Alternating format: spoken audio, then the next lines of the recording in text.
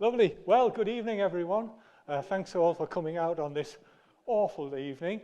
Welcome to the NEMI members, but especially again to the Institute of Corrosion, people who have come along to see this wonderful speaker we have this evening. And what I'd like to say is that you will understand it a lot more than the Institute members will. But nonetheless, they will learn from it, and that's what it's all about, having a lovely lecture like this. Well, could you all just first of all pay attention to the fire exits and make sure that you're fully aware of how we get out of here in the event of something awful happening, which isn't going to happen, but nonetheless, we must be aware of it. Secondly, could you make sure your phones are switched off? It's been a policy with the Mining Institute for a while now that anyone whose phone rings during a lecture pays £50. So it's quite a so make sure. And secondly, thirdly, can you make sure that you do sign the register when you come in, or if you haven't done so already, when you leave the room.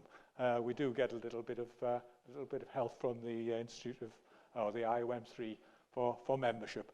So on that, Andrew, I'll hand over to you. Firstly, I'll say, do you have any apologies for absences? No, I haven't received any, Steve. Well, it looks like they've all called me then in that case. I've got Malcolm Atkinson, Derek Newton, Brian Pickering, Norman Jackson, and Malcolm Tilley. So if we can make a note of that sometime in the future. And I leave it now to you, Andrew, if you want to do the minutes of the last meeting.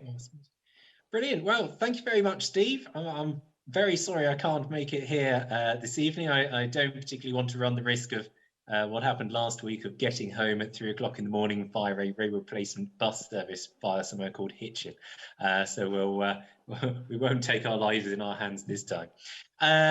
The minutes of the last meeting, we had an excellent speaker, Professor Neil Davis from the University of Cambridge, talking about Carboniferous Park and the sedimentology of the Northern Coal Basin, and of course the habitat of that giant millipede, which was discovered just a few years ago and announced in the news earlier this year.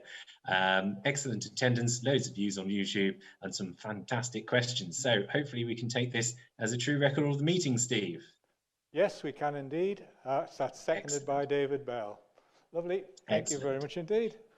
Okay, well, so, yeah, just moving on to the rest of the notices. Here are the lecture dates for the rest of our program into 2023, and I suppose this is our opportunity to sort of look forward towards the new year as well.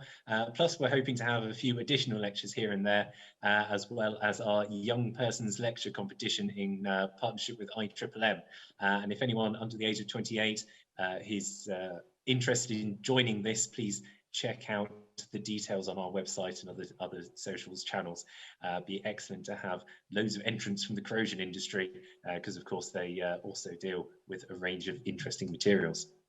Just to let you know, our next lecture is the 19th of January, and this is on the brand new steam train that's been built by the A1 Locomotive Trust. It's not a replica train, it's been completely redesigned using modern technology. So I believe they've upped the efficiency. So that should be an excellent January winter warmer for you to all come and see then. And then our next lecture after that on the 16th of February is on the Gateshead Mine Water Heating Project given by Dr. Charlotte Adams of the Coal Authority, a long-standing friend of the Institute as well. And it's also my delight to announce that the Institute is now a partner with the Geothermal Mine Water Heating and Solar Project, which is based with the Durham Energy Institute at Durham University. So look forward to doing more with them, and look out for more notices in our newsletter. Don't forget, you can follow us online in a varying number of ways. Of course, the best way to keep up with all of our excellent events is to become a member. And when you do, you'll hear about all these excellent events, such as the one you're at now, our annual dinner, which brings together engineers from across the whole of the north of England to discuss interdisciplinary problems and also have a bit of fun. We've got our bi-monthly socials going, and of course field trips, and it'd be excellent to have a field trip with the Institute of Corrosion, and I believe that's in the works for the joint conference we'll be holding later in 2023. Other benefits of membership, well, you get excellent postnomials, lots of invitations, discounts, all the work. So please go off and join mininginstitute.org.uk/membership. Very much open to corrosion engineers as well. There's a lot of interesting stuff going on, whether it's in metallurgy or also our links towards the nuclear industry as well. And with that, I shall pass over to yourself, Steve, and Matthew Fletcher back in Newcastle for what should prove to be a very fascinating lecture indeed. Over to you, Steve. Right. Oh, thank you very much indeed, Andrew. That's wonderful. And on that, I shall pass you over across to Matt Fletcher, who can introduce our exciting speaker for the evening. Thank you. Thank you.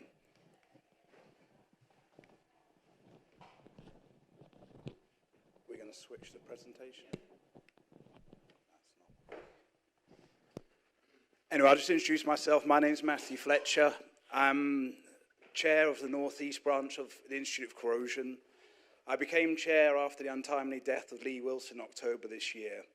So Lee really rekindled the North East branch of the Institute of Corrosion. Is that up there now? Yeah. And myself and the rest of the committee will work hard to continue Lee's good work. We've got today's event, and we intend to hold a similar evening event in March, maybe with some plasma cleaning technology. And then our big event will be in June, 22nd, 23rd of June next year, where we're going to hold a 2-day sustainability conference. So those notices will come out, and hopefully everyone can attend those as well. For those who are here in person, after the lectures are finished, we do have food and drink sponsored by Humidur and the Northeast branch of ICOR upstairs in the Stevenson room. So please come along, join us for a drink and a bit of food afterwards. So now I'd like to introduce Britt, and I've been practicing Britt's name, and I'm going to get it wrong, but she's already forgiven me, so she's a very kind person. But Britt Gevaert, and she's from Acotec, and she'll be talking about the Humidur fire protection products. So yeah, I'll hand over and let Britt carry on.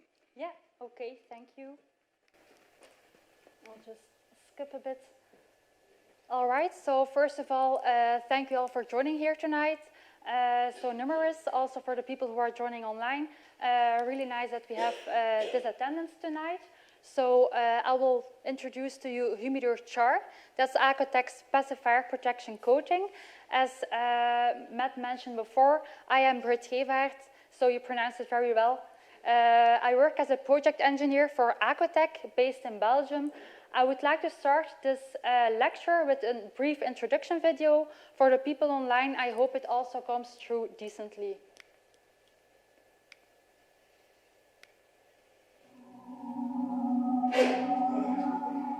Woodside reached out to Acotec for a revolutionary passive fire protection, or PFP, solution. A solution that required easy application, that was friendly to project budgets, and that reduced asset downtime. Their solution? Humidur Char, a revolution in the oil and gas industry. On every oil and gas asset, there exists a huge amount of steel that require passive fire protection, or PFP, to insulate it from heat and fire to ensure the safety of the operation. Typically, this is achieved by applying an epoxy intumescent PFP coating. The traditional industry PFP coating is very labour-intensive, requiring many steps to apply. These steps include the steel being blasted in preparation, then a primer coat, a PFP coat, a strengthening mesh, another PFP coat, and a top coat. This process can take several days when allowing for drying time between coats. Now let's compare this traditional coating to the revolutionary new Humidur Char. Humidur Char requires minimal surface preparation, no primer, no mesh, and is fully protected after just one coat. The time to apply is reduced from many days to hours. Humidur Char has been tested and verified against industry standards at internationally recognised test facilities. Humidur Char protects against jet fire, pool fire, HHF jet fire, and gas explosions, while significantly reducing overall project costs with less man hours, less asset downtime, and less machinery and equipment cost. Not to mention a completely environmentally friendly and safe coating solution. Humidur Char has independent third-party DNV certification and is currently in use on live oil and gas platforms. Let's face fire in one coat.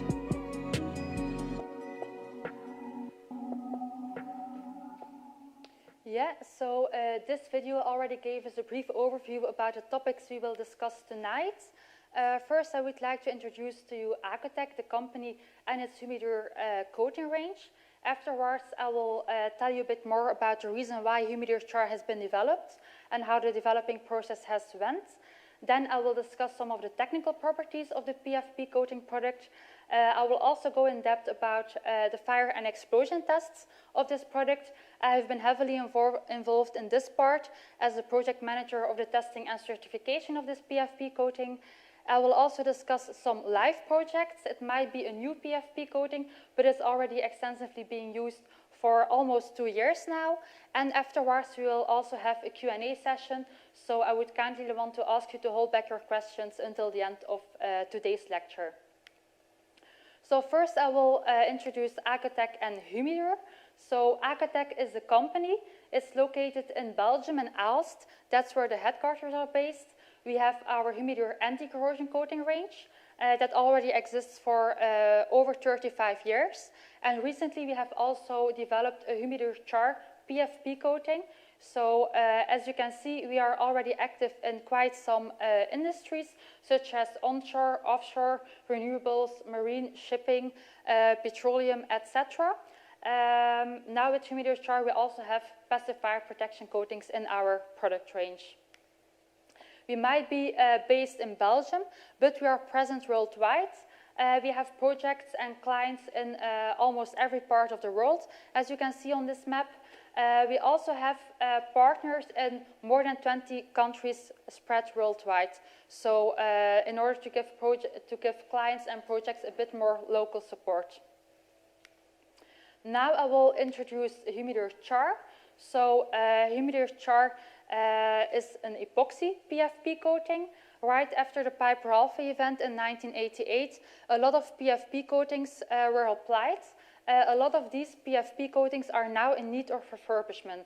Also, some projects had some assets had a life extension, and because of the re-evaluation of the fire specifications, they also might be in need of some new PFP coating.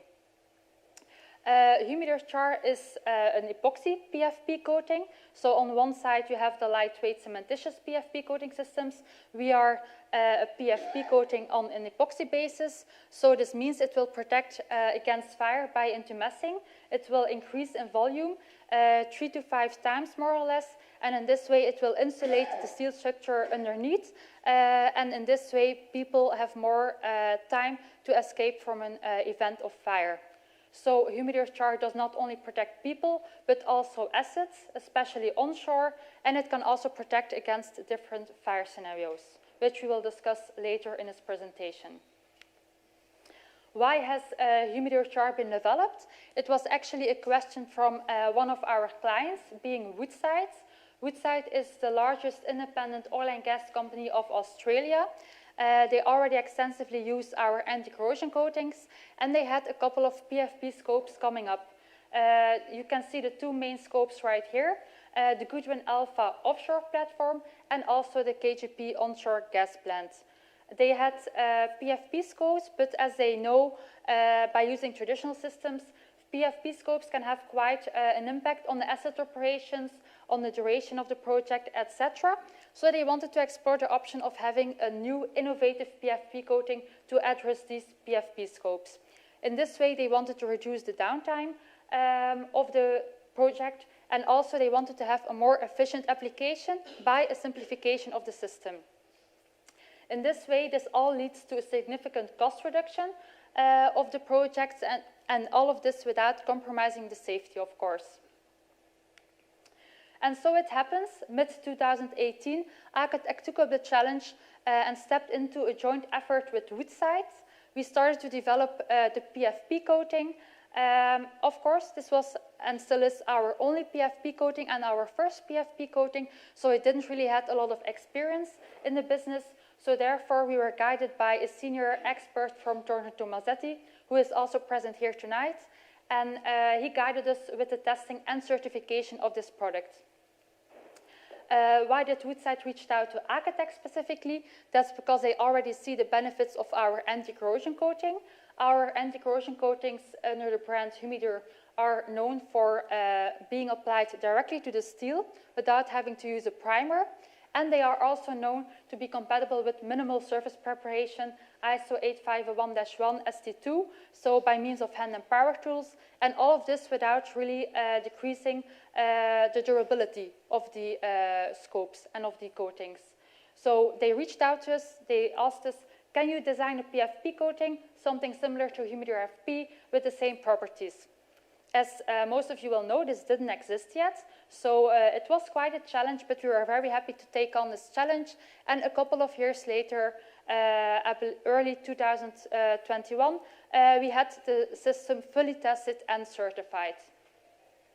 Humidur Char combines anti-corrosion and fireproof properties, just as all epoxy PFP coatings.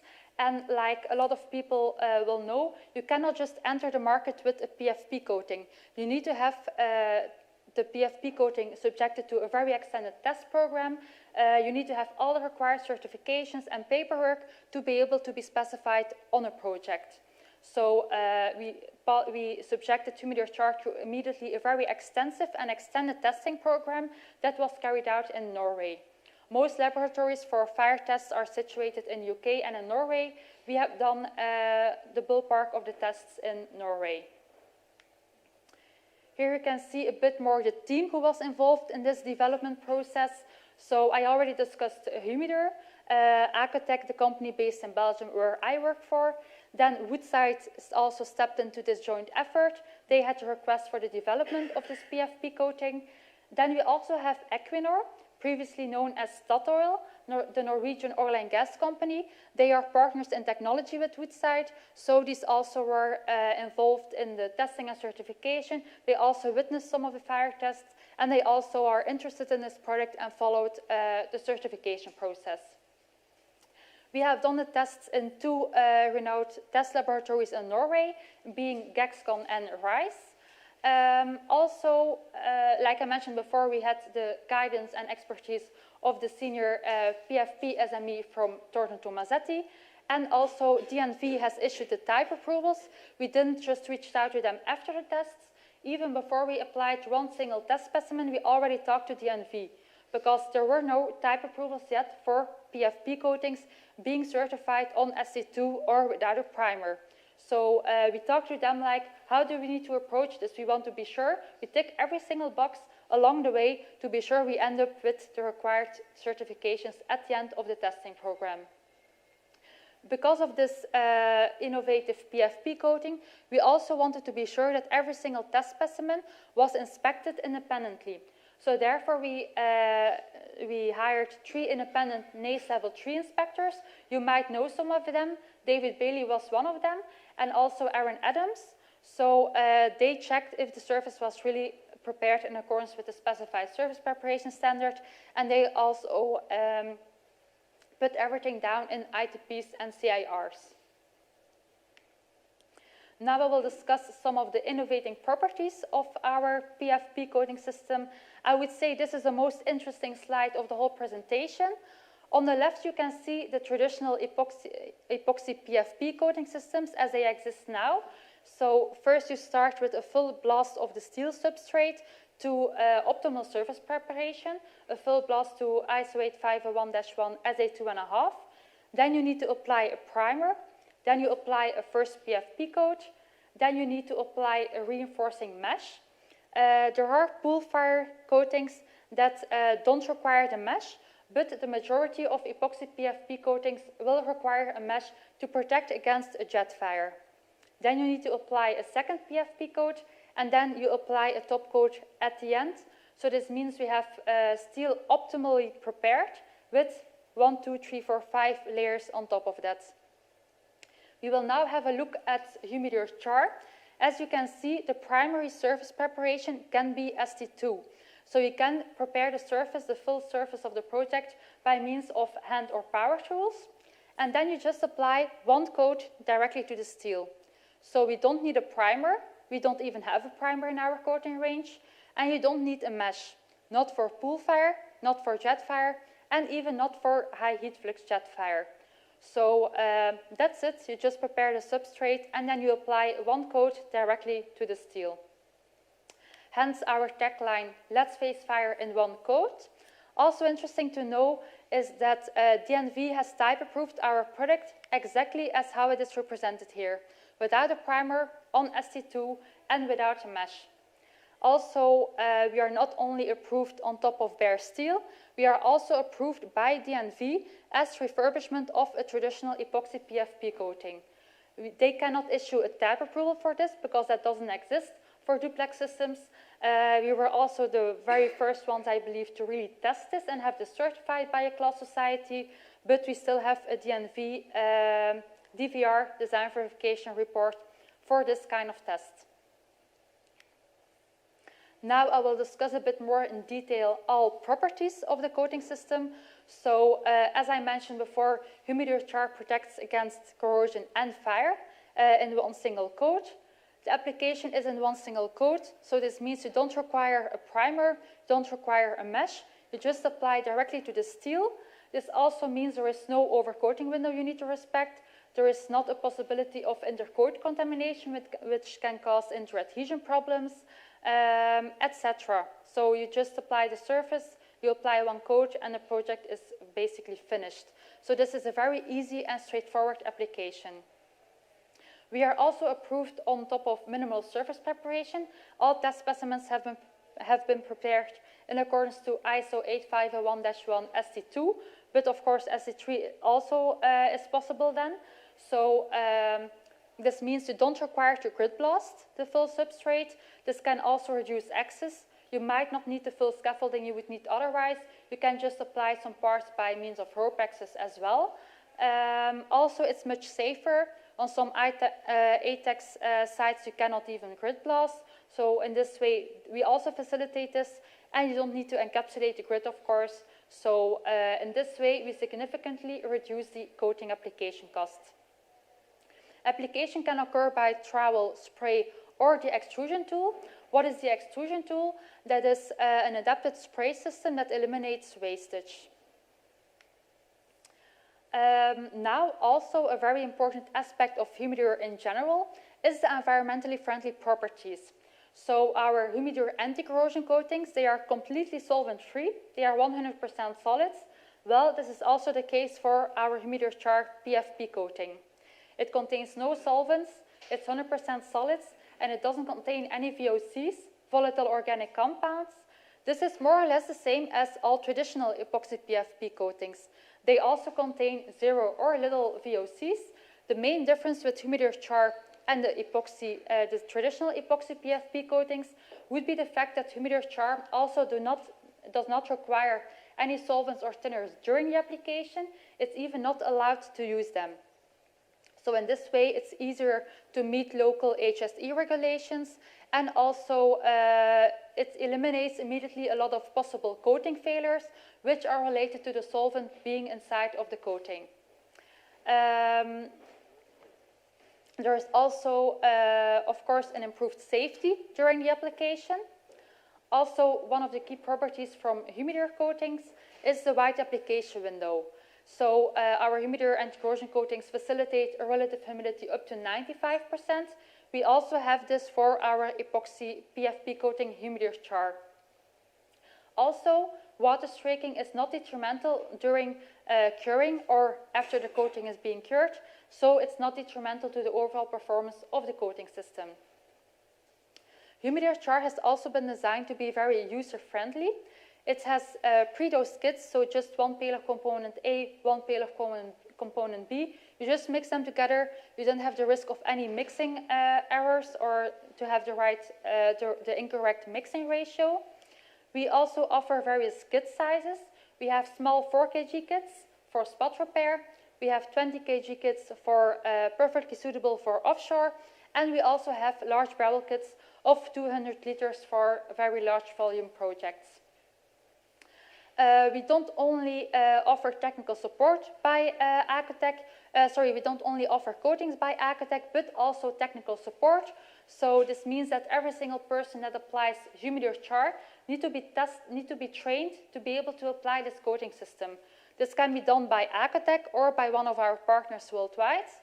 We also offer on-site support, for example, support with the equipment, support with the initial application of the project, inspection on site, etc.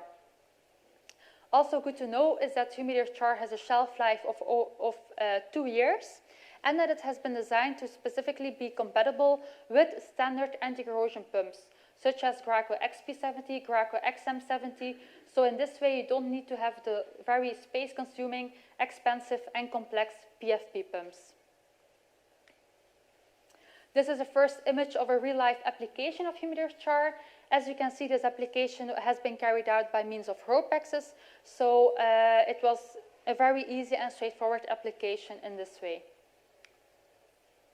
Now I would like to discuss a bit more the fire and explosion tests that Humidur Char has been subjected to. So first we have the jet fire test, ISO 22899-1, a very well-known industry standard. We have tested according to this standard and we have received type approval for this. We have also tested in accordance to pool fire test standards, being ISO 834-3 and also BS 476-20 Appendix D. The main difference between a jet fire and a pool fire would be that a jet fire is far more erosive. So jet fire is basically an ignited pressurized release, while a pool fire is, for example, if you have a flammable liquid, the vapor above, and that is being ignited, then you have a pool fire. These two standards have been formally issued, and for these two standards we have received DNV type approval for Humidur Char. We have also tested in accordance to the high heat flux jet fire test standard. Actually, I cannot say standard yet because there is no official standard being issued, but we have tested in accordance to the methodology which PFPNet considers the basis for the to be issued standard. There are only 2 test laboratories at that stage that could carry out this high heat flux jet fire standard. That was Gexcon and RISE, both located in Norway. We have tested at Gexcon. We really wanted to have this coating immediately subjected to a very extended test program. We had 14 jet fire boxes, which could be used for jet fire test or the high heat flux jet fire test. The test laboratory had never seen this large amount of test specimens to be able to be tested at one go. But we really wanted to take the way ahead and already test like the full industry standards that are available. For the high heat flux, a type approval does not exist because it's not a formally issued standard. For this test, we have received a DNV technical report. We have also tested in accordance to a gas explosion standard. At that stage, it was still a draft standard. In the meantime, it has been formally issued. This explosion testing was also successful, and for this one, we have received a DNV technical report. For the same reason, a type approval did not exist yet. The standard was still a draft standard. Also interesting to know is that every single test specimen that has been subjected to all of these tests has been prepared without a primer. All the test specimens did not contain any mesh or other kind of reinforcement, and we had test specimens prepared to ST2 and test specimens prepared to SA2.5. So we have really tested everything to be certified accordingly. Now I will discuss each of the tests a bit more in detail. So first I would like to start with the jet fire test. On the left picture you can see a jet fire box. Here you can see the propane nozzle. That nozzle, just to give you a bit of the idea of the dimensions, is located 1 meter from the back of the box. So that's a 1 meter distance. And then the propane nozzle will burn 0.3 kg of propane gas every single second during this test. the temperature will rise in excess of 1100 degrees C. And how does this test work? So on the back of the box, on the back side, you have several thermocouples located. Also, in the middle piece of the web, there are 6, and then 6 on each side of the web on the back plate. So these 18 thermocouples will register the temperature rise during the jet fire test. This is also the test actually that we have done for the application of Humidur Char on top of a traditional epoxy PFP system. That test had not been carried out at Gexcom, but this was one that's been carried out in DNV test facilities not so far away from here. So we have also done this full-scale test to be sure that our PFP coating, Humidur Char, can be used as repair on top of a traditional epoxy PFP coating.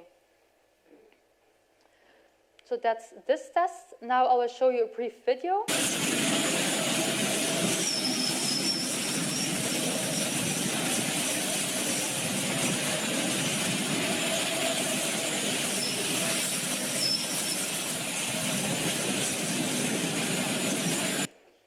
So as you can see, this is a very intense test. Even from a distance where this video has been taken, you can already feel the heats. You cannot approach a test specimen a couple of hours after the test because the floor is just still too hot and your soles of the shoes would simply just melt on the floor. If you look on the left side of this jet fire test specimen setup, we already have the, there it is to the left. We have the high heat flux jet fire test setup.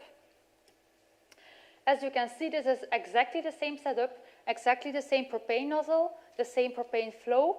The only difference is the encapsulation of the jet fire test specimen. This encapsulation makes sure that the high heat flux is even more intense in this test, up to 350 kilowatt per square meter.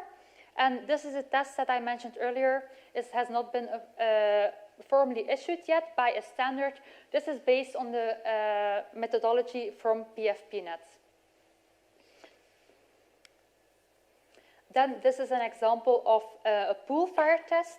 So just to give you an idea about the dimensions, this I-beam is 1.5 meters tall, and there are 4 of them placed inside of a big furnace. The temperature also rises here in excess of 1100 degrees C. The main difference with the jet fire test is that this pool fire test is not so erosive as the jet fire test. How is this test being evaluated?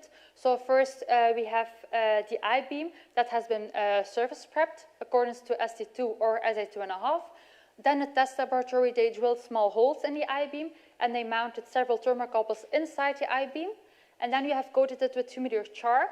And then this test specimen is also placed inside the furnace, and the temperatures are being registered along the test. Then we have also done some explosion tests.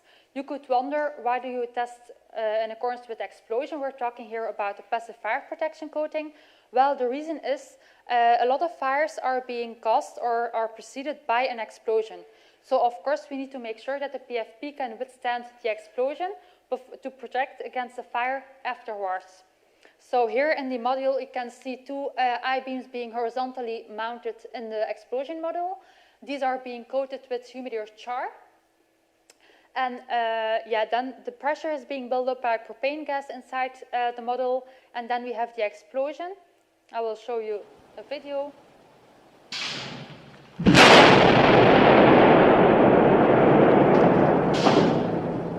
So I don't think I have to convince you that this was probably the most exciting test to watch.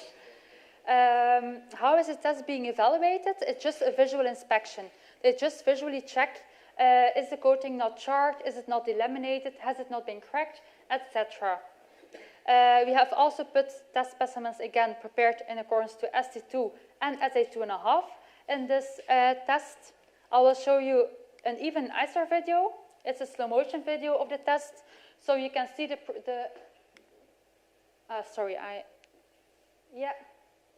we go. Yeah, there we go. So here the model is totally filled with propane gas. Then the sheet is dropped right before the ignition, the plastic sheet that holds the propane gas inside the model. Then you have the explosion. both static and dynamic forces are acting on a beam. And now you can see still the flare in the back of the model. That is because some propane pockets are left, and these are being ignited by the first initial explosion. These pockets are being ignited by that initial explosion to cause a second, much smaller explosion. This is a picture from after the test. A lot of people don't believe actually that it's after the test, but I took it myself, so I'm pretty sure it was after. But it could have been the picture before as well, because you wouldn't be able to notice any difference. How much have we tested? We have tested in accordance to 3 pressure rises. The maximum pressure we have tested to was 2.85 bar G, so 2.85 bar overpressure. Why? This was the maximum pressure that this module could handle, and we have not failed at that pressure. So we know the coating can withstand at least 2.85 bar overpressure. Now I will show you some abstracts from our type approvals. On the top you can see the Jetfire type approval. As you can read, it states the system consists of a 2-component intumescent epoxy coating applied to the steel substrates prepared according to ISO 8501-1 ST2 or SA2.5. The system has been tested and approved without a primer, and it doesn't mention any mesh or other kind of reinforcement, so we are a completely meshless system, even for Jetfire, even for high heat flux Jetfire. Now I would like to discuss some live projects. So as I mentioned before, it has been extensively used by Woodside. So first we have the Goodwin Alpha offshore platform on the right top. We also have the KGP gas plant in the middle picture. These are already using Humidur Char for almost 2 years now. So this means the product is proven in practice. It has also been specified for a couple of future suitable Woodside projects. For example, Pluto onshore, Pluto offshore, the ranking platform, the Nukujima FPSO that has also been coated with Humidur anti-corrosion coatings, and also the Scarborough floating production unit project. That is the picture you can see on the right bottom of the slide. It might look like a photograph, but it's actually a new build. This doesn't exist yet. So Humidur Char can be used for both new builds and for refurbishment projects. Here you can see an example of the offshore Goodwin Alpha platform from Woodside. On the left you can see the surface preparation by means of a sanding tool. Then on the middle you can see the person applies Humidur Char in one coat by spray. And on the right you can see the finalized result, the finalized product. There are also some ongoing projects in the UK which are ongoing or about to start. A couple of offshore projects, North Sea, Southern North Sea, and also a couple of onshore projects, being Great Yarmouth, Barrow Furnace, and in Aberdeen. I would like to invite you, if you want to have some further information, feel free to discuss this during the networking part. There are also 2 colleagues of mine present here today, being Mr. Philip Starr, Acotec Director, and also Scott Mainman, Acotec Business Development Manager. So feel free to also talk to them after this lecture. So Humidur Char summarized. Why is Humidur Char an innovative PFP coating? First, because it's being approved on minimal prep steel as well as optimal prep steel, so in accordance to SA2.5 or SD2. Secondly, because it can be applied in one single coat directly to the steel without having to use a primer. And thirdly, it can be applied without a mesh, even for the most severe jet fire scenarios, such as a high heat flux jet fire. This means it's a very user-friendly coating, and it's very nice to use, because I read in an article, I believe it's from ICOR, that a lot of PFP coatings fail because of an incorrect application. So we already wanted to eliminate this risk by just simplifying the application on site. In this way, Humidur Char is also the most cost-effective solution to protect people and assets from a fire, without compromising the safety, of course. Humidur Char has received DNV type approval. It received a type approval for jet fire and pool fire, and it received a DNV technical report for high heat flux jet fire and for gas explosion. Like I mentioned before, we also received a DNV design verification report for the refurbishment of a traditional epoxy PFP coating with Humidur Char.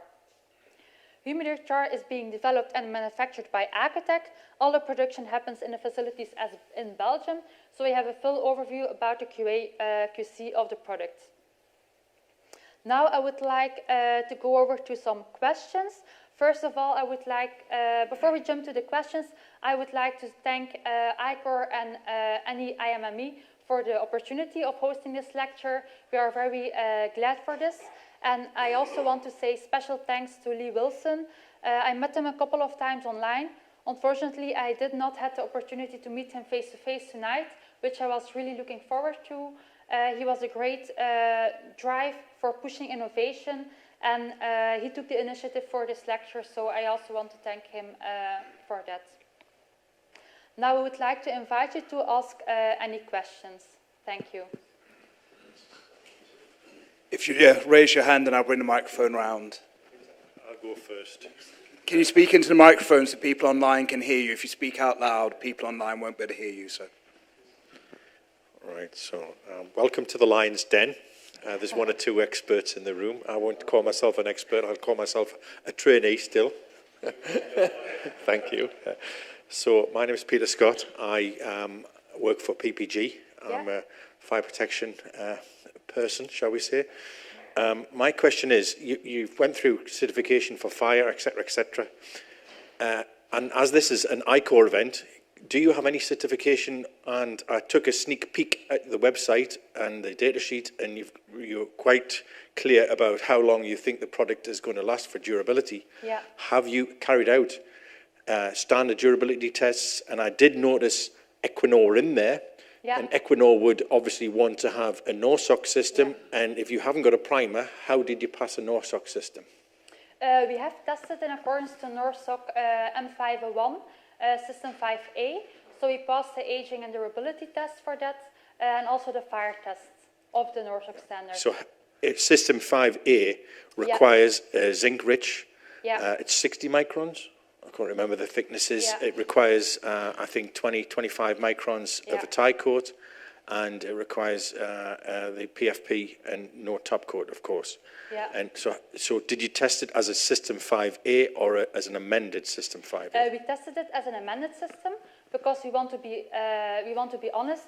It wouldn't make much sense to test a system with a primer and a top coat if we don't ask the client to apply it accordingly on site. So to answer your questions, we have tested it without a primer and without a top coat. Indeed, one could say you're not fully in line with NORSOC 5A. We would see it as we're even a bit more, we make it ourselves a bit more hard to pass this standard without a primer and a top coat. And in pull-off testing, what about adhesion testing after weathering? Did you carry out adhesion testing after weathering? Yeah, definitely. All Humidur coatings, so both Humidur anti-corrosion and Humidur Char, they keep curing over time. In the beginning, of course, it's a very exponential curing curve, and then it will still cure even after 5 years, 10 years. So believe me or not, but what we have faced after the fire, after the aging test, is that the adhesion was even more than before. After weathering? Yeah, yeah. Okay, yeah. Interesting. That was very interesting. Sorry, I'm from Axo Nobel. I'm also a fire protection person. It was a very interesting presentation. Just a couple of things, really. Do you have any testing to the ISO 20902 standard for divisions? No, not yet, actually. Now we have been tested for structural steel. I can tell you the first testing program, we have based this on the requirements from Woodside, because they had the PFP scopes coming up, but we're looking into further testing in the future for deck and bulkheads, for example, UL 1709 as well. We know with this test package we have now in a certification, we can address almost every single fire project if it comes to structural steel, but we will definitely do more testing in the future. Does that answer your question? Yeah, I know. I appreciate you can't do everything at once. It takes time to get the certification behind. Definitely. Just one other question about, I mean, obviously impressive that your product is mesh-free, particularly in high heat flux jet fires. Have you done any evaluation on pinning at terminations in jet fire zones? I mean, it's an important. You always get a termination where you have a jet fire zone. I'm just wondering how the product can sort of withstand erosion at the termination point. Yeah. We have not evaluated this separately, but of course that is part of the regular jet fire test, the ISO 22899-1, and also the high heat flux, because you have the web, of course, in the middle of the box, and that's where the flame on 1/3 of the web, 1/3 of the height, that's where the flame is directed to. So of course there you really test like the impingement of the fire directly to like the top of the web of the jet fire box. Okay. Yeah, not really a termination. Yeah, that's correct. No, but interesting presentation all the same. Yeah, thank you. Go over this way.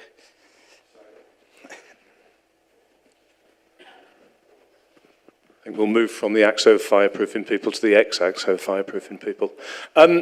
Yeah, 2 questions for me. To start with, why did you pick ST2? Good question actually, because we are well known for this for over years for our anti-corrosion coating, and that's one of the key properties that Woodside sees in our anti-corrosion coating range. So that was a specific question from Woodside. Please develop a system that can also be approved to ST2 as primary surface preparation. You could wonder, how do you prepare test specimens in accordance to ST2? Because you need to have them manufactured, of course.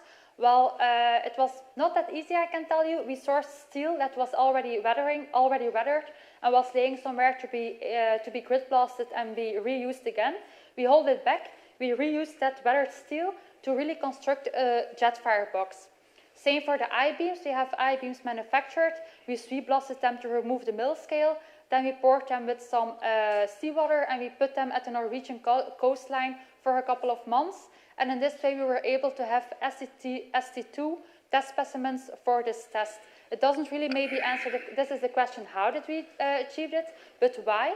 I think a lot of people can see the benefit in preparing a surface ST2. We still offer the option SA2.5 if a client really has a very large scope and thinks like, I really want to go for SA2.5. Feel free to do so. We also have the type approvals for that. But if the client, for example, has spot repair or want to refurbish an existing epoxy PFP coating, they can just prepare the surface by means of hand and power tools. Is that what you're looking for, or? Yeah, but I mean, technically that's not an ST2 surface anymore, right? Because you've grit blasted all of the loose mill scale off. So the challenge with ST2, it's one of the hardest surfaces to categorize. Yeah. And if what you've done is taken all the mill scale off, actually you've tested something that's near ST3. I mentioned we sweep blasted it. So I would say the main difference between ST2 and ST3, ST2 says it's just a visual standard, as you know. So from a visual determination, the surface shall be free from oil, grease, dust, dirt, and any loosely adhering mill scale, any foreign matter, paint coatings, and rust. ST3 then is the same but more thoroughly prepared, and then you have a metallic sheen arising from a metallic substrate. So we did actually achieve ST2. The reason why we have sweep blasted it, if we just leave it outside with mill scale, we will not have the weathering we are looking for. So therefore we have sweep blasted it, and we have 3 independent NACE level 3s who considered it wasn't, you don't have to believe me, it was an ST2, therefore we hired independent NACE level 3s. I was going to say I disagree with that explanation, but anyway, moving on. We were just following the standard, basically. Just one follow-on question. What primers have you tested it with? Because large parts of steel will be primed, right? Yeah, that's correct. We have not tested it with primers, because that's not what we're aiming for. We didn't want to develop a PFP coating that requires a primer. Is it compatible with a primer? That's a different question. That's an evaluation case by case.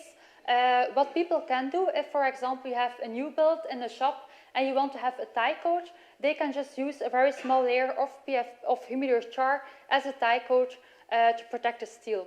Of course, all of this is all up to the client. We just make sure that our certifications can cover everything. And I would say our product is more focused on refurbishment than new steel. That's why we look for SC2 and such, but the client, of course, has the option. And I would also like to jump back to the mentioning of the profile that you say. That's not part of ST2 or ST3. That's only part of the minimal prep standard SSPC SP11, but that's not what we have tested to. So yeah, we just did well, I need to say the inspectors did the visual inspection to confirm if it's ST2. And as you know, class societies, they really want to tick every single box. So if it was not ST2, you can believe the NV would not be willing to put this specifically on the type approval. Okay, Stephen Tate, ICOR from Aberdeen. Yeah. You mentioned you had some offshore trials set up for the southern North Sea of Great Yarmouth and Aberdeen. Are you in consultation with the research body OGTC and NZTC, you know, the government organisations that sponsor research for these new products for the... No, not as far as I know, no, yeah. Because that would be a good way to get field trials offshore. They would probably help sponsor that, get it established with the operators if you wanted to go down that route. Yeah, definitely. The product is now approved for almost 2 years. So it kicked off in Australia because that's where Woodside is based and has his assets. Now it's kicking off in UK, also in other locations in the world, for example, Nigeria, Malaysia as well. This is still in a preliminary stage, so we're definitely looking into further options, but we have to take it step by step, of course. Yeah. Thank you very much. Just one other question. It's exclusively for structural steel, is that correct? At this stage, yes. Yeah. Not for... You're not moving into pipeline risers and things like that? In the future, we will definitely do. We are looking into an additional extended test program to further test the product, have it certified for a wider application range. But we cannot test every single thing in one time. So we first wanted to see, does the product does what we hope it does, perform on the conditions on ST2 without a mesh and without a primer? It does. So now we can take it to the next step and look into further additional testing, which we are definitely doing. Okay, thank you very much. Yeah, thank you. I think we've got Chris over there. Is that next? You've had your turn, Peter.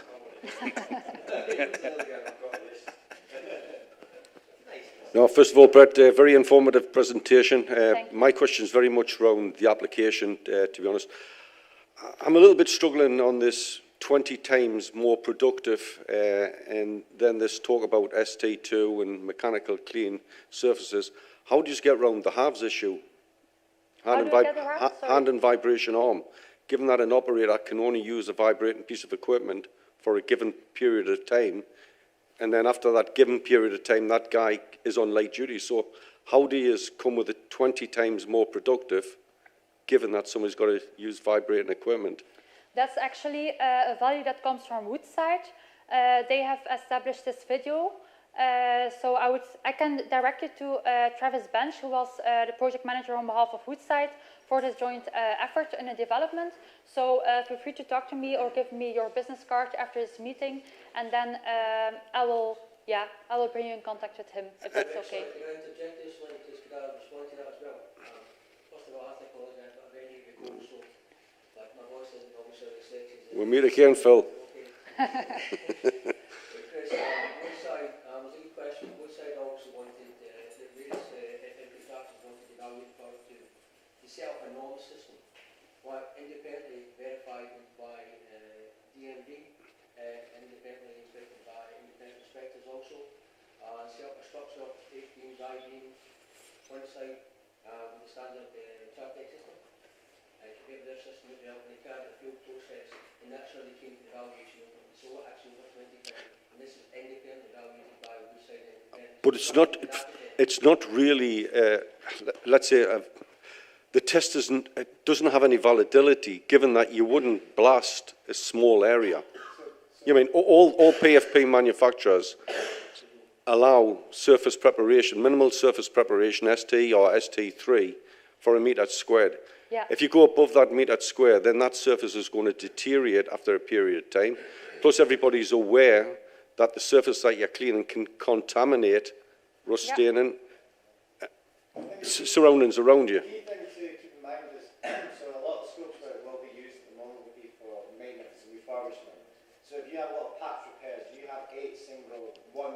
patches up at height in regards in a complex area around a pipeline. The time it takes you to... sorry.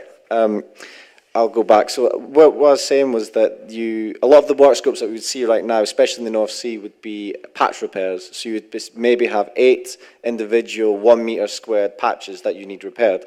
For you to build up the scaffolding and the habitat to get up there in the complex area, that's where you would see your increased productivity. So you could take a bristle blaster in that tight scenario to repair the 1 metre damaged patch, or the 1 metre where they've had to cut it out to put a clamp in and remove. That you're then going to see mass increased in productivity. There's no 3 weeks planning, scheduling to erect the scaffold and have the team go up to grit blast to carry it out. When you can go up for one, you can blast off ropes, but when you're in a complex geometry, if you have to get into something that's up at height, where a lot of our work that we do is I-beams, H-beams, that are in the bulkhead structural, awkward to reach areas. So when you're going up there, you would sometimes, like you said, on shore you may need scaffolding, or you may need rope access to go up. But if you would say using for me, if you're using a mesh system, to do that off a rope at height could be very complex. It's not easy. It's not an easy, quick job to do.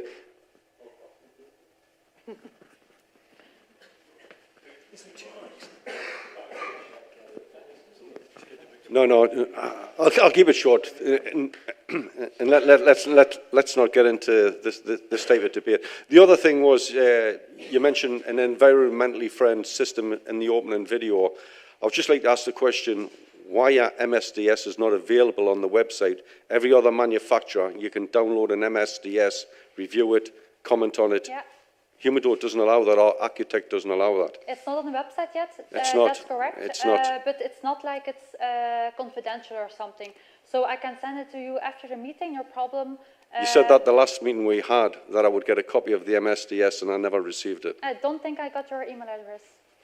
It was done. It is available, the SDS. It is available. Yeah.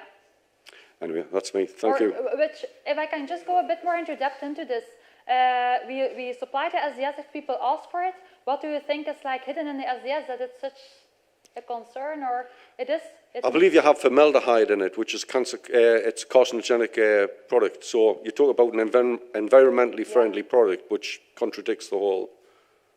I don't know the exact full formulation of the product, but it's definitely more environmentally friendly than other traditional epoxy PFPs. That's more like a chemical HSE discussion. Happy to have it afterwards, or happy to put you in contact with our R&D manager, but I don't have the required details to discuss it in detail right now. Okay, thank you. Yeah, thank you. Let's just... There's a lot of issues around borates in a lot of manufacturers have got those compounds in their products, which is a bit of an issue, you know. So I guess your product probably has, well, without looking at the MSDS, probably contains some borates in the product, probably because it's good jet fire performance. But it is an issue for the industry. Yeah. Well, I must say, we say it's environmentally friendly. It's still a chemical product you're looking at. It's not like I sell you an apple and I say it's environmentally friendly or biological or so. So it's still a chemical product. The only thing we try to achieve is to be as environmentally friendly as possible within a very, let's be honest, very not always environmentally friendly industry. So we're for sure, it's free of solvents. People even apply our products in a ballast tank. One person is welding, and adjacent to that, they are spraying our product. It's completely solvent-free, so no risk on that side. But we're still talking about a chemical, so you can, yeah. So that's, I think, the line you have to draw there. Yeah, thank you. Evening, Britt. Dave Shaw, Barrier Fire Protection, application contractor. Yourself and Scott done a presentation on Teams. A couple of subjects on the application side. What we're seeing is off-site application. Fabricators are sending steel, beams and columns in. So I'm quite interested in speed of throughput. So I'm quite interested in film thickness build-up, and I'm quite interested in curing periods when I can pick the steel up after coating and move it around, get it back on a truck. Yeah. And I'm quite interested in galvanized surfaces. As part of the plant sort of anti-corrosion system. It's very popular at the minute to have galvanized pipe racks, but part of them are fireproofed. So the fabricators send all of the steel in to the galv bath and just pick out what they want fireproofed and send it to me. So we're dealing with surface prep on galv surfaces. So there's 3 things there I'm quite interested in. So the first one, the film thickness build up. Every single batch is tested up to a thickness of 35 mil vertically on a non-blasted surface. Of course, that's a very excessive thickness, but we just wanted to explore the limits of the product. In Australia, they even say it can last up to 50 millimeter in one go. Of course, this is just to test the limits of the product, but you can, you can apply it in one go in the required thickness. So that's the conclusion, I would say. And the curing period? Yeah, right, the curing period. So in a couple of hours, it is touch dry. Of course, it depends on several aspects. In the TDS, you can see like the theoretical curing values.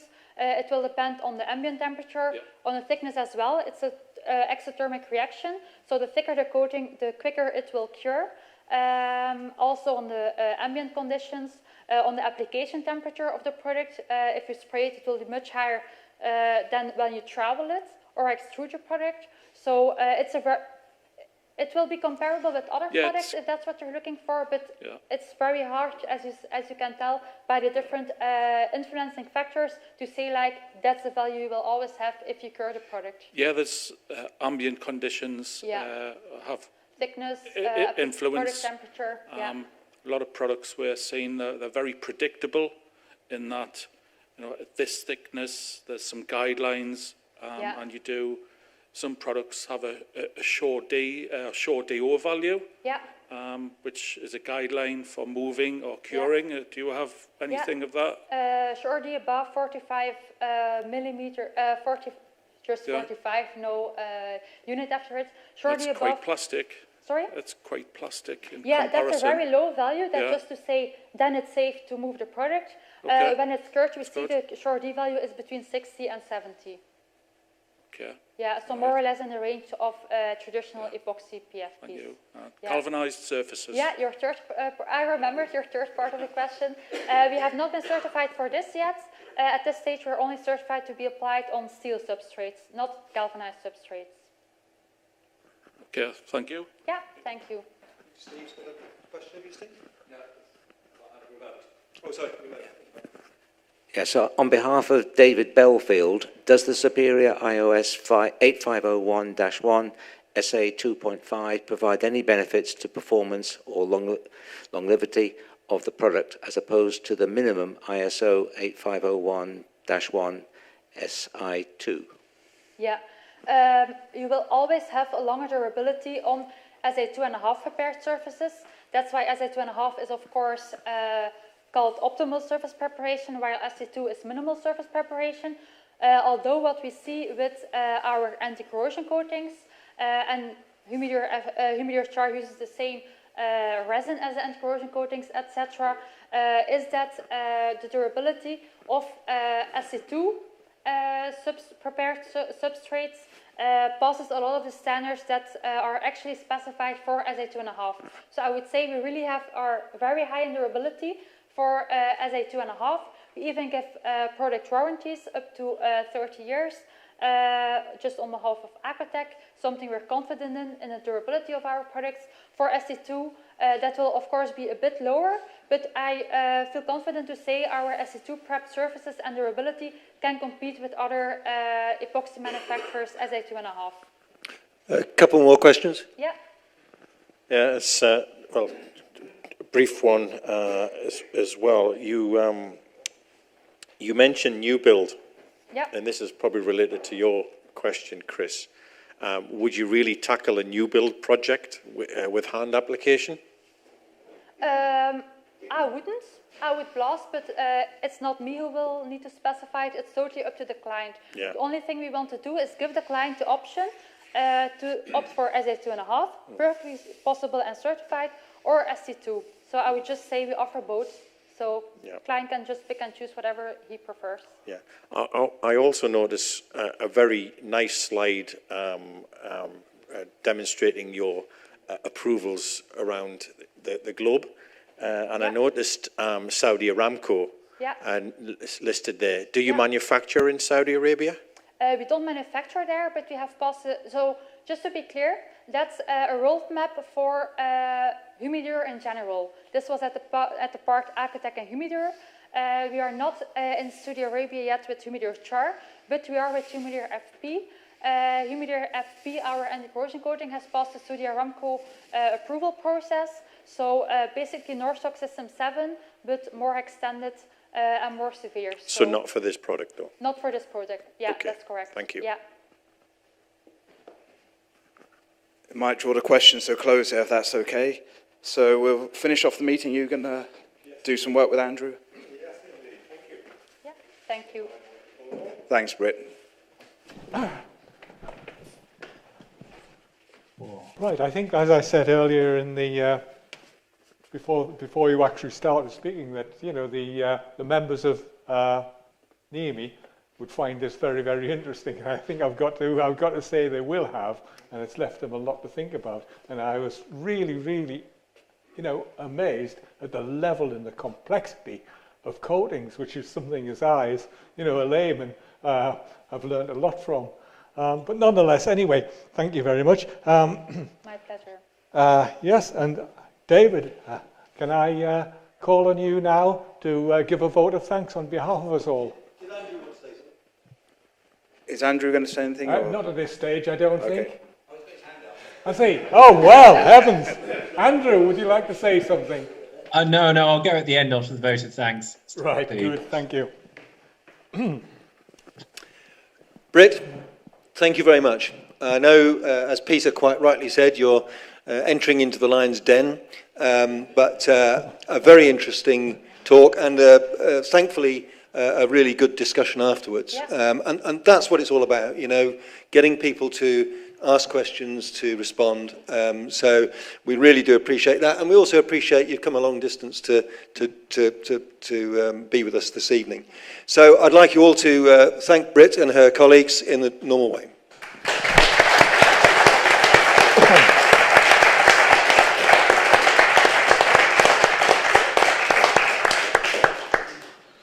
Andrew? Lovely. Well, I suppose with that, I suppose we can draw the evening to a close. It's a real shame I couldn't make it here this evening. It looks like you've had great fun doing all those tests. Certainly anything involving explosions is always, from a mining point of view, always, it has its risks, but it's always nice to see something go bang. And concur with David, it sounds like it's been a fantastic scientific discussion as well. Always good to hear ISO numbers quoted. And certainly it's fantastic that we've put on this joint event. I know David and I have been talking about this for some time, and we're certainly very much looking forward to working again with ICOR in the future.